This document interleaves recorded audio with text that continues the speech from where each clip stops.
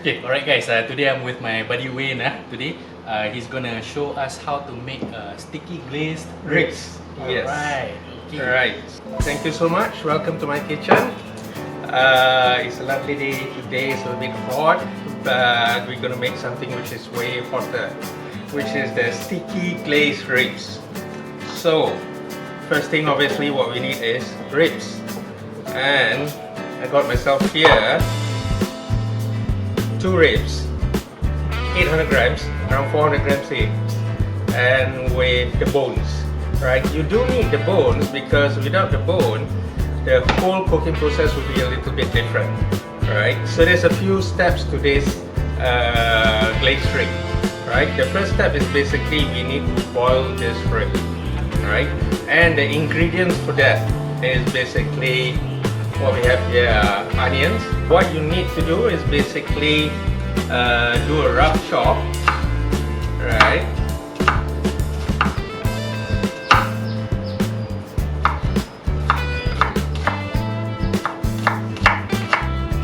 And that's all you need to do. A carrot, same thing goes. What you need to do is just cut it up rough. Just need a rough cut, and that's fine. We also have parsley, right? With the parsley, what you need is only the leaf. You do not want the stem because the stem sometimes give off kind of a bitter taste. Bay leaves. If you are able to get a fresh bay leaf, that would be good. But what I have here is just a dried bay leaf. 2 is enough, right? And for this recipe, basically depends on how you like it. 1 teaspoon of the peppercorn is enough, right? And obviously garlic. I like garlic in my recipe, so you just crush it down, and that's it. Right? You don't even have to chop the garlic, just crush it. Yeah, you just crush to it. release the flavor. Just to release the flavor. Yeah. Alright Wayne, can you tell us what you're gonna do now? So basically you already have all this chopped up. This is the first part of the ingredient where we will boil it with the short ribs. Alright. Okay?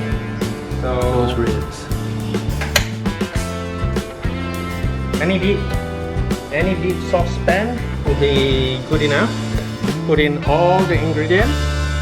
Your onions. Onions, the bay leaf, the Alright. peppercorn, right, the carrots, the garlic, and last the parsley. Awesome. Okay, what we're gonna do is we're gonna sear the ribs all the side, so this will basically keep all the juiciness in the ribs when we boil it, and it also give off a little bit of that smoky charred flavor. Heat this up, a little bit of oil, and you can use your hand actually, not so much an issue. Okay, just make sure after that you wash it. Is that like a medium or high kind of fire? If you look at it, as long as it's hot, you just want it to be hot. You just want to sear the meat, not so much, cook it. Alright. Okay? Alright. Let's So the thing is that this is the bone side, so you don't really have to do much here. Right, so on the fatty side. Okay.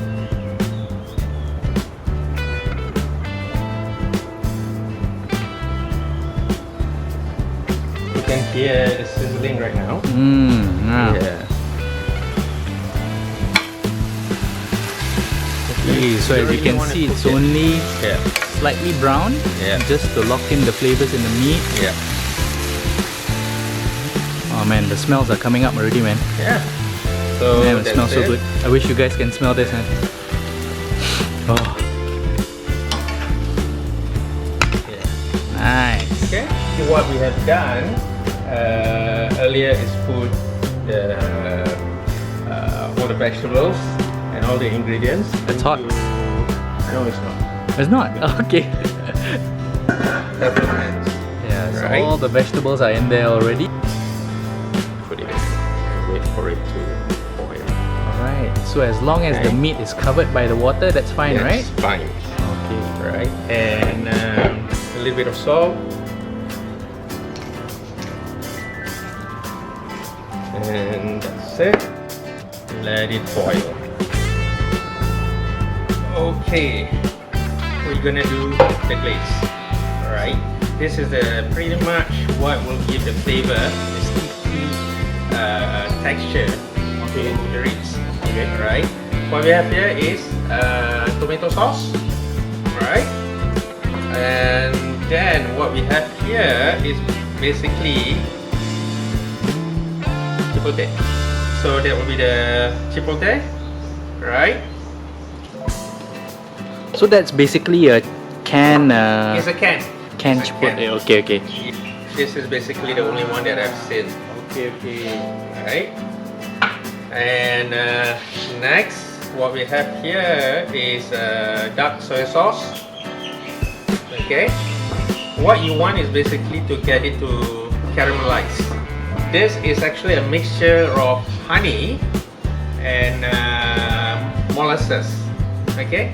Ah, okay. Molasses also have kind of like a very deep, sweet, smoky taste to it. Yeah. Right? So you have your honey and your. I just want you guys to see the equipment Wayne is using. He's using a magic bullet.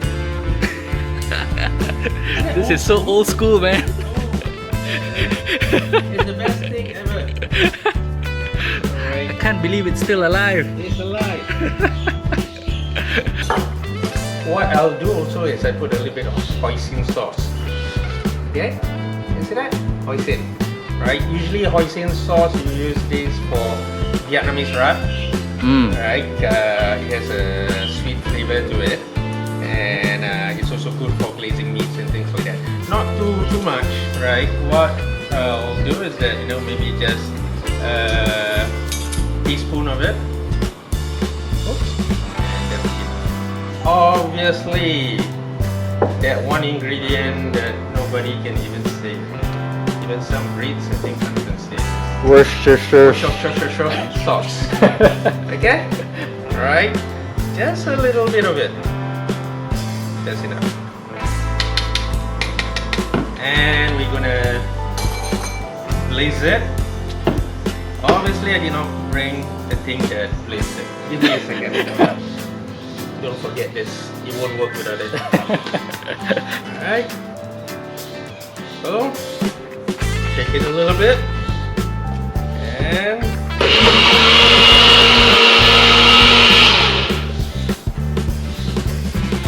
most important thing about cooking, I guess everybody knows, maybe some don't, is that you don't have to taste what you taste. Oh yeah. Yeah, just told Wayne that I wanted it a bit more spicy, so he's gonna add Red Hot, Frank's Red Hot Original. Okay. Nice. And this particular brand, you know, I actually found it over at Cold Storage. Okay. And this brand is quite popular for making buffalo wings. Yeah, you can add a little bit, not too much, bit by bit, because it could be pretty spicy for some. Okay. Okay. So I think that is enough.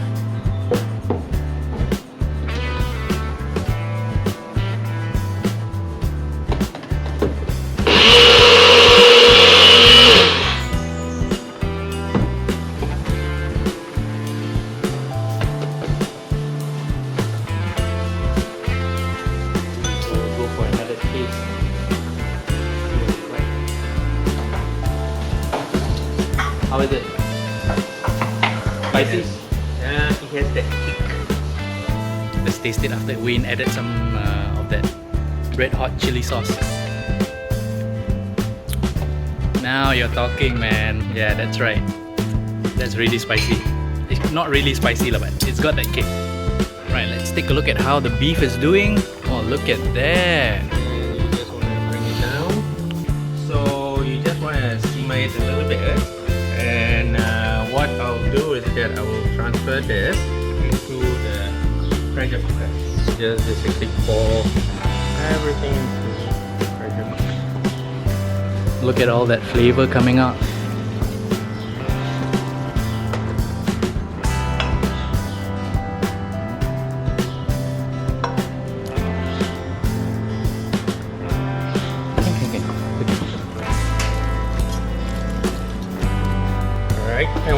do is basically just refrigerate for let's try 20 minutes. Okay, done. Okay, so we just wanna give, let's say 20 minutes, right? And then after we take it out, and we'll start with the baking again. Right. So what we're gonna do now is to make Gremolata. Is basically Italian dressing. You pound everything together. So what I'm gonna do first is basically just get a little bit of the rind.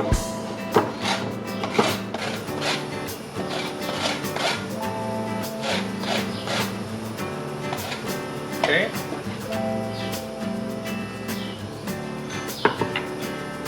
Line of 1 lemon. Right. And I'm gonna use the old traditional pounder. So you put in lemon rind, you put in a little bit, chop the parsley a little bit, so it'll be easier. And you would also want juice from the lemon. What I like to do is basically cut it at an angle, and it doesn't go through the middle bit, which is quite hard, and it'll be easier for you to just squeeze. There's more juice that comes out from the lemon by cutting it at the side, and this is something I learned from a Thai chef. Okay, and garlic, basically just fine chop. Okay. Chili flake, of it. Bit of olive oil. Okay. Salt and pepper, obviously. Right, and we just pound it. You can also use a food processor, but I find pounding it give it a little bit of a coarse texture. I'm not a big fan of salt, even though it's important in dishes, so usually I'll just put it later if I need to. Okay.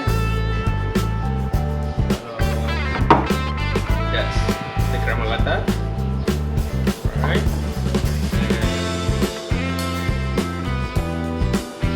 We're gonna put this on the rib later. That's the dressing.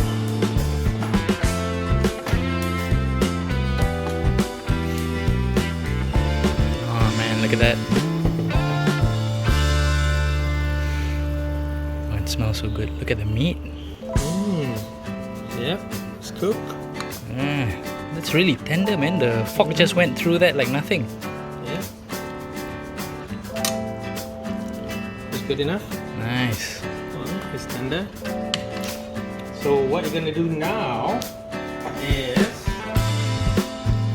go back to the glaze. Okay. Alright. So just glaze the pan with a little bit of olive oil. Just do not want it to stick. That's about it. Alright. So what we're gonna do now is glaze it. You do not want to use all the glaze because halfway through you still want to glaze it, right? So it will give off that caramelly kind of taste. Okay?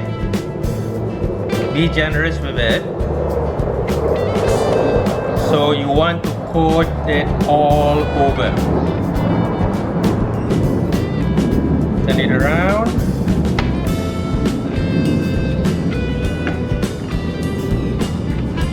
And coat it again. Make sure that all the sides are evenly coated. halfway through the cooking in the oven, you want to glaze it again. Ah, okay. Alright, so you want that caramelized kind of texture to it. Okay? Alright. Let's go to Wayne's oven. Okay. Okay. So I've preheated the oven 220 with fan. Alright. And we're just gonna heat maybe 5 minutes, and then we'll see what happens, and then put it again after 5 minutes. Awesome. Alright. See you later. Basically after 5 minutes, I glaze again on the other side. We just want to have that caramelly kind of look to it.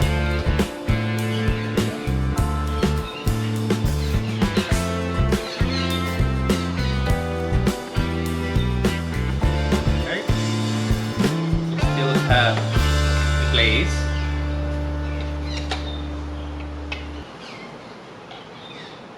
Just smear it all over, and this is the good bit.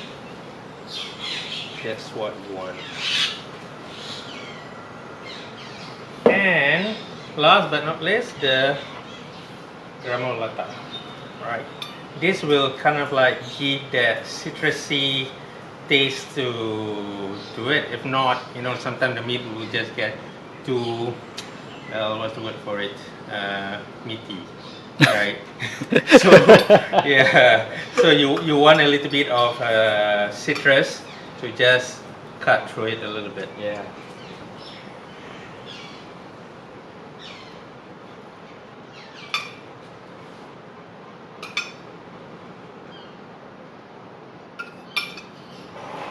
So do you let the meat rest for a while? Yeah. Just like any kind of meat, you just let it rest. I'm just gonna get this part. I think I want to cut through the middle part of the bone and just eat it off the bone, huh?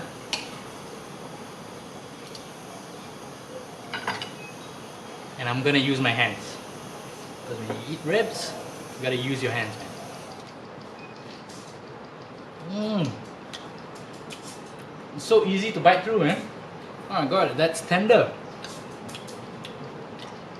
And the sourness from the Gremolata actually cuts through a bit of the sweetness of the glaze, and it balances it out.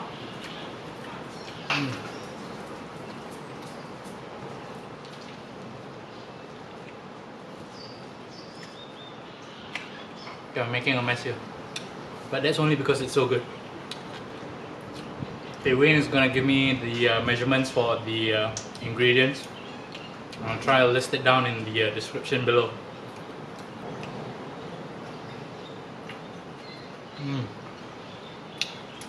Came off the bones. Yeah.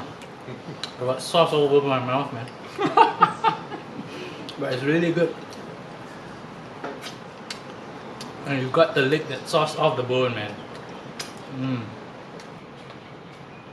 The best part is that the flavor actually really penetrates the meat. It's like normally I get disappointed whenever I go and eat outside. Then you just taste the flavor on the surface of the meat, but it doesn't go into the meat. But this one, man, it really goes into the meat, man. It's amazing. And that's the thing. It might take a few more steps, but at the end of it, you get like real juicy meat. Yeah. You know, it's not like steak where you can have it medium rare, right? Yeah. So the temperature needs to be just right, because at the end of the day, you want it to be, you don't want the meat to dry out. Yes, you do not want it to dry out. So having it in the pressure cooker actually helps a lot. I just love the part on the bone, man. That was really good. Get some of that garlic. Some of the garlic there. I'm gonna get that.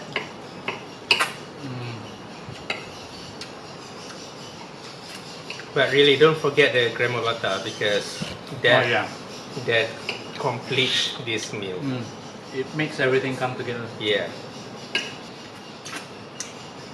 I just can't get enough of it, man. Even on the bone, it's like it tastes so good.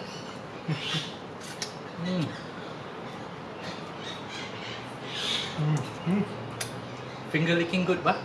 It is. Really? Alright.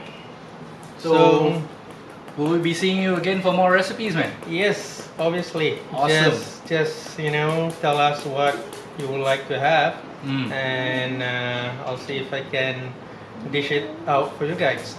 Okay, just so you guys know, Wayne isn't a professional chef by any means, but he really researches how to do his dishes, and the good thing about him is that he's got a nice kitchen setup for him to practice his cooking every day. Yeah? And I have to say it's something like this. You've shown us that it only takes a short while to prepare. The ingredients aren't that complicated, all right? And it can be done in any home kitchen, okay? So I hope you guys try this out, okay? Tell us what it's like. You know, you can tag me in any of your IG photos or anything, all right? And send some photos to us. Oh yeah, that'll be great. All right, and tell us how much you enjoyed it, okay? Cool. All right, thank you guys. We'll see you around. See you.